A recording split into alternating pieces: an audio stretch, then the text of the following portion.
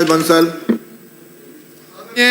अध्यक्ष महोदय, आज आपने विशेष उल्लेख प्रस्ताव 295 के तहत टारगेट आधारित गवर्नेंस के स्थान पर रियल टाइम बेस्ड गवर्नेंस के संबंध में बोलने का मौका दिया, उसके लिए आपका बहुत बहुत धन्यवाद। 150। माननीय महोदय, मैं आपके माध्यम से सदन से निवेदन करना चाहता हूं कि राज्य में किसी भी दल की शासन रहा हो, लेकिन गवर्नेंस के नाम पर सिर्फ टारगेट अचीव करने की परंपरा चली आ रही है। ये टारगेट आधारित गवर्नेंस हर विभाग में हावी है, चाहे पुलिस विभाग हो या आबकारी विभाग हो या वाणिज्य कर विभाग हो या कोई भी अन्य विभाग, हर जगह सिर्फ टारगेट आधारित कार्य हो रहा है। और इस टारगेट आधारित गवर्नेंस के दौर में लोक हितकारी गवर्नेंस धरातल पर नजर नहीं आती है। गवर्नेंस के नाम पर सिर्फ आंकड़े प्रदर्शित करने वाली रिपोर्ट्स मिल रही है।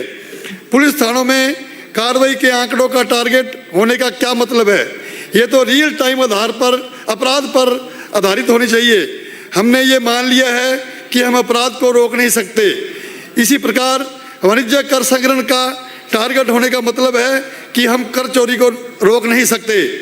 जहाँ तक एक तरह आर्टिफिशियल इंटेलिजेंस जैसी टेक्नोलॉजी के इस्तेमाल से निजी कॉर्पोरेशन भविष्य की जरूरतों का भी सटीकता से अनुमान लगाने के लिए कार्य कर रही हैं, और दूसरी तरफ सरकारी तंत्र गुरिल्ला पत्ती के आधार पर टारगेट बेस्ड गवर्नेंस दे रही है। ये टारगेट आधारित गवर्नेंस तो हमें सिर्फ उपनिवेशक व्यवस्था की दौर में ले जा रही है। अतः माननीय अध्यक्ष महोदय, मैं आपके माध्यम से सदन से निवेदन है कि राज्य के शासन को तकनीक आधारित प्रभावी गवर्नेंस मॉडल पर ले जाने का प्रयास करें। धन्यवाद। श्रीमती शोभा रानी कुशवाहा। शोभा रानी कुशवाहा। श्री कालीचरण सराफ।